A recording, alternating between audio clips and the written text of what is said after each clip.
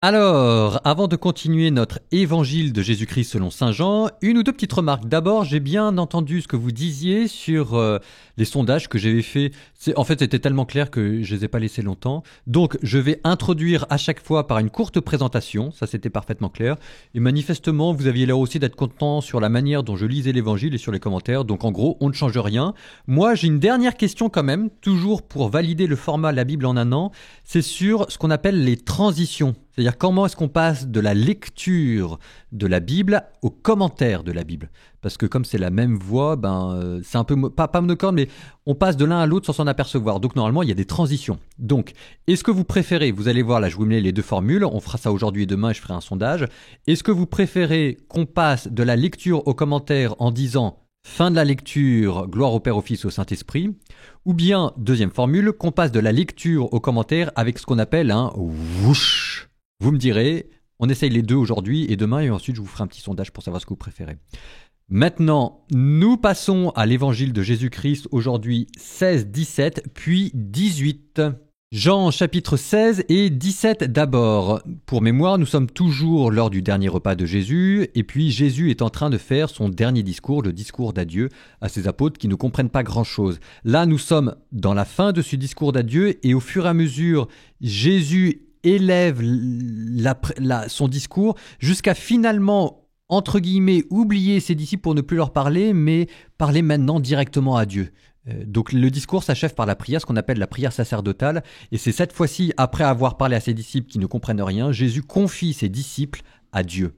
C'est très émouvant, c'est la dernière prière officielle de Jésus. Évangile de Jésus-Christ selon Saint Jean, chapitre 16. Je vous parle ainsi pour que vous ne soyez pas scandalisés. On vous exclura des assemblées. Bien plus, l'heure vient où tous ceux qui vous tueront s'imagineront qu'ils rendent un culte à Dieu. Ils feront cela parce qu'ils n'ont connu ni le Père ni moi. Eh bien, voici pourquoi je vous dis cela. Quand l'heure sera venue, vous vous souviendrez que je vous l'avais dit. Je ne vous l'ai pas dit dès le commencement parce que j'étais avec vous, mais je m'en vais maintenant auprès de celui qui m'a envoyé, et aucun de vous ne me demande « Où vas-tu » Mais parce que je vous dis cela, la tristesse remplit votre cœur. Pourtant je vous dis la vérité. Il vaut mieux pour vous que je m'en aille, car si je ne m'en vais pas, le défenseur ne viendra pas à vous. Mais si je pars, je vous l'enverrai. Quand il viendra, il établira la culpabilité du monde en matière de péché, de justice et de jugement. En matière de péché, puisqu'on ne croit pas en moi. En matière de justice, puisque je m'en vais auprès du Père et que vous ne me verrez plus. En matière de jugement, puisque déjà le prince de ce monde est jugé. J'ai encore beaucoup de choses à vous dire, mais pour l'instant vous ne pouvez pas les porter. Quand il viendra, lui, l'Esprit de vérité, il vous conduira dans la vérité tout entière. En effet, ce qu'il dira ne viendra pas de lui-même, mais ce qu'il aura entendu, il le dira. Et ce qui va venir, il vous le fera connaître. Lui me glorifiera, car il recevra ce qui vient de moi pour vous le faire connaître.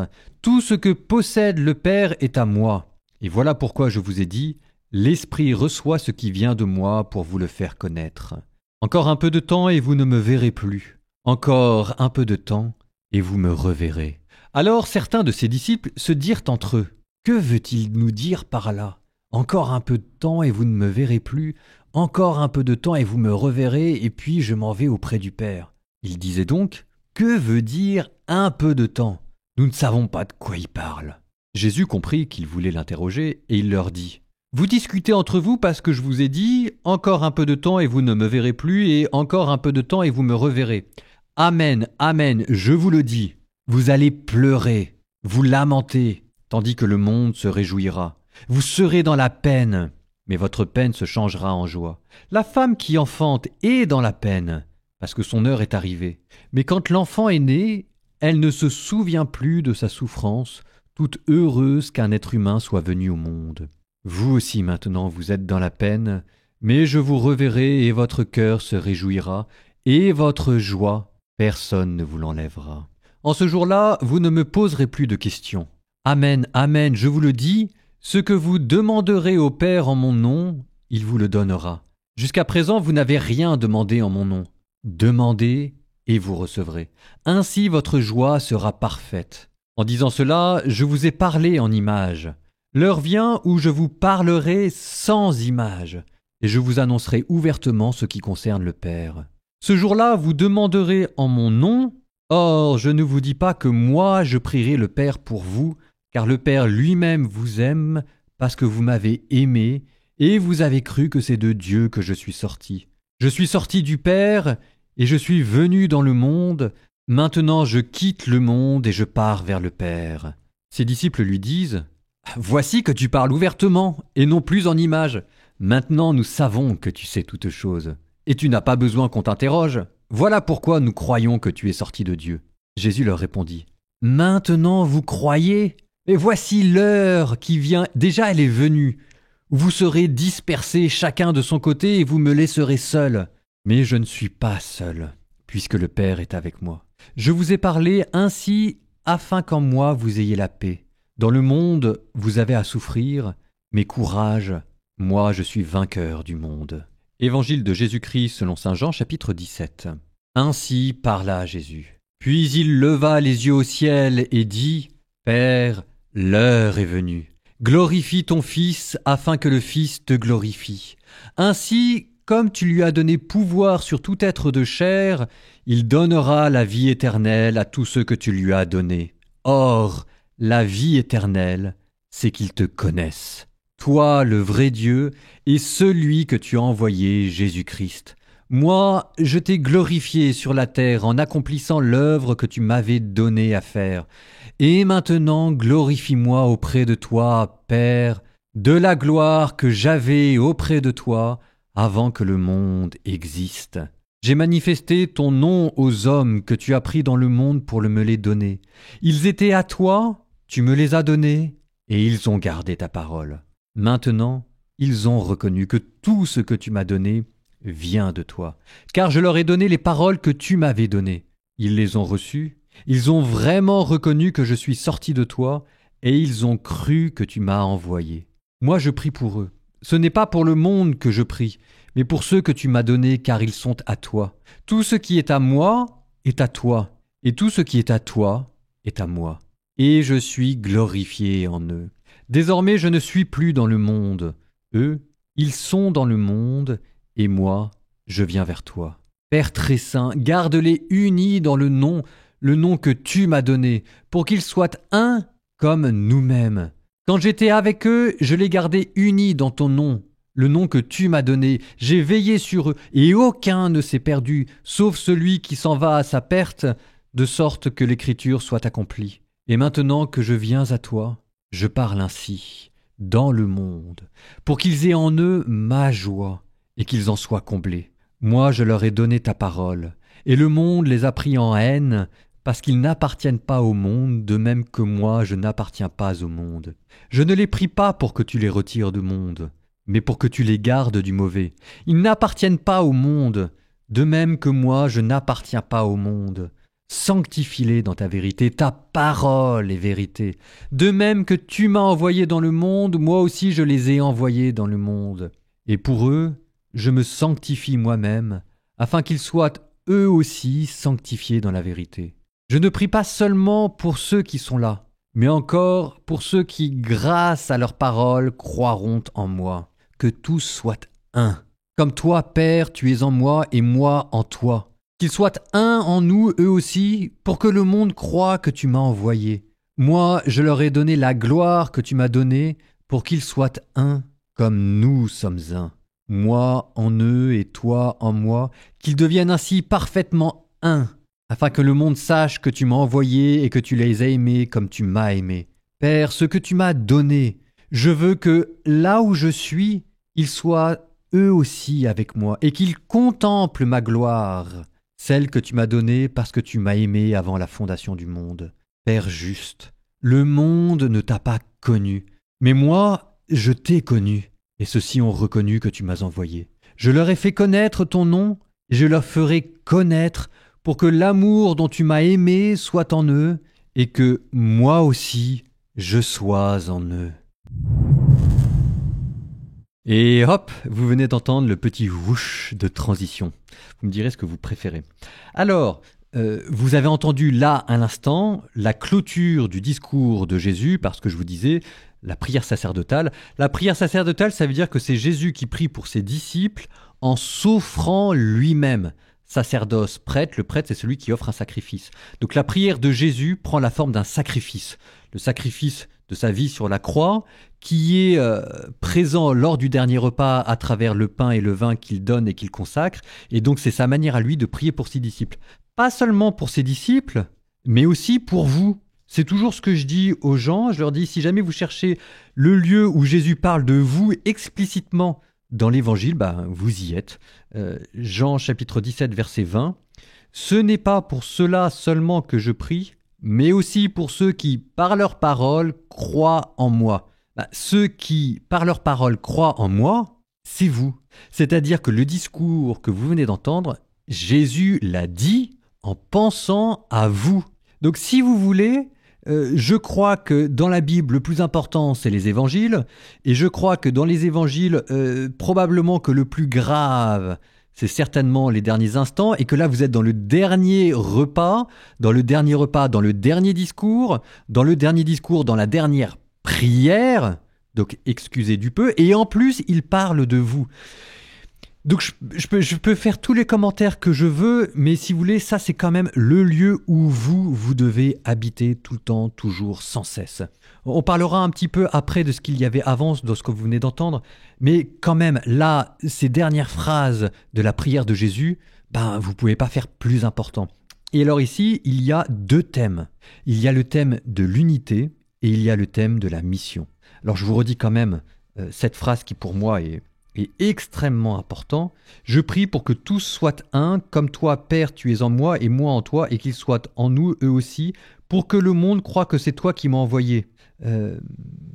Alors, c'est toujours des mots extrêmement simples, mais dans Saint Jean, il a l'art de mettre des mots extrêmement simples pour qu'à la fin, on ne comprenne plus rien. Ce que Jésus vous dit, c'est que le sommet de l'amour, c'est l'unité. Le sommet de l'amour, évidemment, c'est de donner sa vie pour ceux qu'on a aimés, mais donner sa vie, il y a un petit côté sacrificiel. C'est peut-être pas encore le tout de l'amour, parce qu'en fait, donner sa vie, entre guillemets, c'est juste le moyen. La consommation de l'amour, c'est l'unité. Ça veut dire que la victoire de l'amour, là où il est enfin pleinement réalisé, c'est quand, par exemple, vous avez deux volontés qui s'accordent parfaitement, ce qu'on appelle la concorde, et ça, c'est l'unité. Donc, ce qu'il y a au cœur de l'enseignement de Jésus, c'est la charité, et ce qu'il y a au cœur de la charité, c'est l'unité. Et que c'est cette unité-là, vous dit Jésus, qui doit construire l'Église. À ceci, tous reconnaîtront que tu m'as envoyé, c'est quand mes disciples sont unis. C'est-à-dire que l'amour que nous avons les uns pour les autres, cette unité, cette chaleur familiale qui doit nous unir ensemble, c'est ça, vraiment, la mission de l'Église, la révélation de Dieu dans le monde. Dieu se révèle dans le monde en montrant qu'il y a un endroit où les hommes peuvent être unis. Alors ça a des implications très concrètes, parce que pour l'instant, je vous donne peut-être simplement l'impression de faire un discours pieux, mais derrière, ça veut dire que c'est l'unité des chrétiens. Ça veut dire que si vous ne portez pas le souci de l'unité des chrétiens, vous n'accomplissez pas la dernière prière de Jésus. C'est-à-dire qu'il y ait d'un côté des chrétiens qui se fassent la gueule entre eux, c'est inacceptable. Qu'il y ait des tensions, qu'il y ait des dissensions entre nous, c'est inacceptable. Que nous nous contentions de prendre acte du fait qu'il y ait les orthodoxes d'un côté, les protestants de l'autre et les catholiques au milieu, et que tout ce beau monde soit gentiment séparé, si jamais ça ne vous fait rien, c'est comme si vous étiez en train de crucifier une deuxième fois Jésus. Et donc ça, en fait, on comprend pourquoi est-ce que l'Église catholique est si attachée à l'unité des chrétiens. Et aussi à un mot qui est tout le temps dans la bouche des catholiques et qui, moi, me fatiguait un petit peu parce que je trouvais que c'était un jus pieux quand j'étais jeune et que je faisais mes études de théologie. On n'arrêtait pas de me parler de ça, de l'Église, nanani. Je comprenais pas. Et en fait, c'est le mot de communion. Et j'ai réalisé pourquoi est-ce que les prêtres, les évêques, etc. n'arrêtaient pas de nous bassiner avec le mot de communion. C'est parce que derrière, c'est vraiment la parole de Jésus, sa prière. Soyez unis, c'est le sommet de l'amour. Soyez unis dans la charité. Bon, ça c'était pour la prière, donc je vous invite vraiment à la relire. Avant, une ou deux remarques. D'abord, nos 12 apôtres, qui sont tellement largués, qu'à la fin Jésus finit son sprint tout seul, dit « Ciao les copains ». Vous comprenez rien, je continue tout seul. Il lève les yeux au ciel, il prie pour ses disciples parce que voilà, il les a largués quoi. Alors quand même, ce moment, ce décrochage se fait à un moment fabuleux. Vous avez les disciples qui disent à Jésus, ah bah voilà, enfin tu te mets à parler clairement et là maintenant on croit en toi. Et Jésus leur dit, mais mes pauvres, si vous saviez, dans exactement 3 heures, vous m'aurez tous trahi et maintenant vous êtes en train de me dire que vous avez tout compris et que vous croyez en moi. C'est extraordinaire d'ironie. On appelle ça l'ironie johannique. Il vaut mieux en rire parce que c'est quand même... Alors je vous relis la phrase. Ses disciples disent: Voici que maintenant tu parles ouvertement et ne dis aucune similitude. Maintenant nous savons que tu sais tout. Et Jésus leur répondit: À présent vous croyez, voici que l'heure vient, l'heure est venue où vous allez tous me trahir, vous allez tous être dispersés. Alors, autre chose aussi, donc pendant que les disciples sont complètement largués, ils sentent bien quand même qu'il se passe quelque chose. Donc, ils doivent être mi-figue mi-raisin parce qu'ils sentent bien qu'il y a une gravité qui leur échappe et que Jésus, qui tout d'un coup se met à leur faire un discours solennel venu d'on ne sait où, ils se disent, il se passe quelque chose. Ils savent pas quoi, mais il se passe quelque chose. Et alors là, en plus, Jésus qui leur parle de la vie, de la mort, de l'au-delà, etc., ils se disent, il se passe quelque chose de grave. Et ce qu'il y a de très beau, c'est que Jésus, qui est en train de parler à sa mort et qui aurait toutes les raisons de se plaindre, il aurait toutes les raisons de dire mes pauvres bichons, écoutez, quand même, pour moi, ça va être compliqué, je vais souffrir. Et ben, à la place de se plaindre, vous avez Jésus qui en fait s'occupe de ses disciples. Donc, il essaye de les réconforter, alors que c'est lui qui a besoin d'être réconforté. Donc, il leur parle du paraclet. Il leur dit, vous inquiétez pas, vous comprenez pas, mais bientôt vous allez me revoir. Alors, ils comprennent pas, mais quand même, vous sentez qu'il essaye. Il essaye à la fois de bien clore les dossiers, pour leur laisser, entre guillemets, une église en marche avec un enseignement complet, et en même temps, il essaye de les rassurer, en leur promettant son retour, en leur promettant une prière efficace, en leur promettant un paraclet qui va venir. Ça vous montre la grandeur de Jésus. Vous voyez la grandeur d'un chef, c'est que au moment ultime, c'est pas à lui qu'il pense, c'est à ceux qui lui sont confiés. Et il termine en beauté. C'est à ça qu'on voit les grands chefs. C'est l'art de terminer en beauté avec, c'est Jésus et Dieu. Donc à la fois on est étonné, à la fois on n'est pas étonné. On remercie le ciel de nous avoir donné un tel sauveur.